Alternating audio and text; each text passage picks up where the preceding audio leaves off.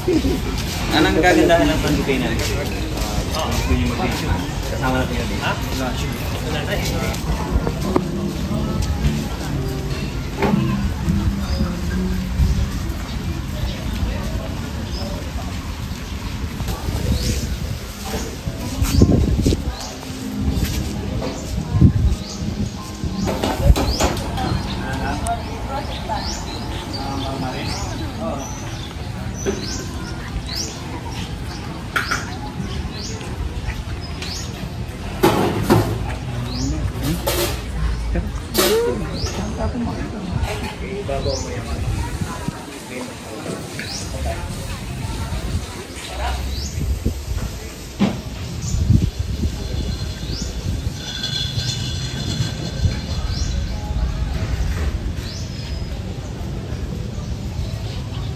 Guys, tignan niyo yung ibon nila. Oh, wow.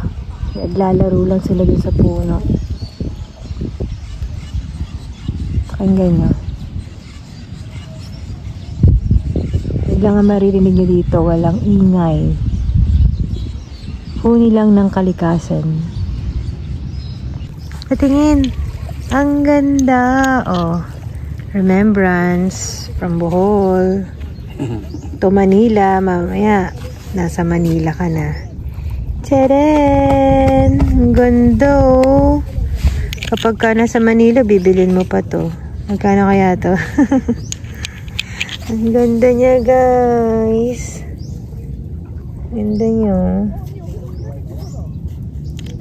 Wow! Hey guys, nandito tayo sa Oceanic View. And yes, walang entrance fee dito. Pero napakalayo sa papasok. Kaya kailangan magtawag kayo ng tok-tok palabas kasi kung wala kayo sasakyan na dala. Kasi malayo lalakaran. And yes, maganda dito sa place nila. Pwede rin naman magpabook dito kung gusto mo. Meron silang resort doon. And itong lugar na to, pwede siya sa public. Wala siyang entrance fee. Kaya nasabi ko kanina. Tapos yung sand nila, ayan. Super smooth lang. And wala siyang mga bato. Hindi siya mabato. Ganda. Yun nga lang. Kung marunong kang lumangoy. Kasi ako hindi ako marunong lumangoy talaga sa dagat. And tatakot ako. Tila ako sa pangpang. Okay na yun. Ganda guys ng lugar nila. Ang presko.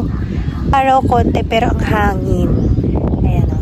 Mahangin siya at napakasariwa ng hangin dito. And yes, kung nandito kayo guys, pumunta kayo sa mga lugar na katulad nito. Nakaka-refresh ng mind. And maambon nga lang ngayon eh. Ulan, araw, pero nawawala din naman. Hindi kayong pumunta dito na hindi kayo magpapa-reserve sa hotel or ng hotel nila. Pwede kayo maligo. Magdala na lang kayo ng panligo nyo. Doon may mga cottages doon and may mga pwede kayo umupo doon. Nice. Diba? Ang layo. Tapos ang lawak ng ng dagat. Dagat niya. So yun. Sarap maglakad-lakad dito.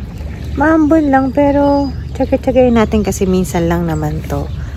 Kung nandito kayo guys, mafe-feel nyo talaga na totoo yung sinasabi ko, ang ganda ng lugar ng Bohol at ang sarap maghiga-higa dito kaso yun na nga, hindi tayo nagdala ng panligo natin.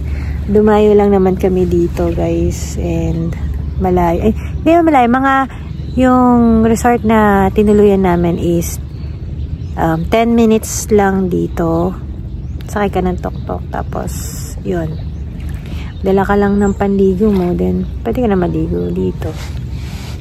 Kasi medyo, fully book sila ngayon. Kasi alam niyo naman kapag summer, ang dami nagpapa-book. Sa Alona Beach, ang dami daw, doon, ang dami daw naliligo. Kaya nagtanong kami kung saan pwedeng maligo at maganda yung beach. Sabi nung sa tok-tok is, meron daw dito, ito nga, daw entrance fee kaso malayo nga yung pinaka-entrance nila. Pero maganda siya. Kala namin maraming tao. Yun talaga pala is wala siya masyadong tao. Mas gusto nila sa Lona Beach kasi walking distance lang and hindi siya ganun kamahal compare dito. Ganun. Tapos, yung sa Dumaluan ba yun? Yun, meron siyang entrance fee, sabi ni Kuya. Tapos baka medyo marami daw tao. So, dito na lang tayo. Tama nga, walang masyadong tao. Ayun. Tapos yun guys, so tingnan mo sila, oh. Naliligo na sila. Ayun. Pakita ko sa inyo guys yung dagat. Subukan naman natin tumapak sa kanilang dagat. Meron nga lang ganito, oh, no? Ano kaya ito, Dada? Sige.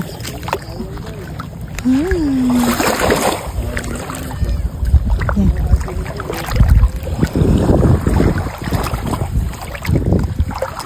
Sarap. Kasi hindi tayo makakalangoy ngayon. Wala tayong dalang panligo.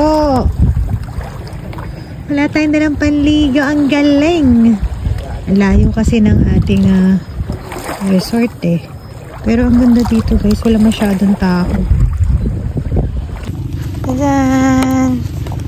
Sarap maglakad kung ganito ang tatapakan mo. Wala masyadong bato. Ang linis!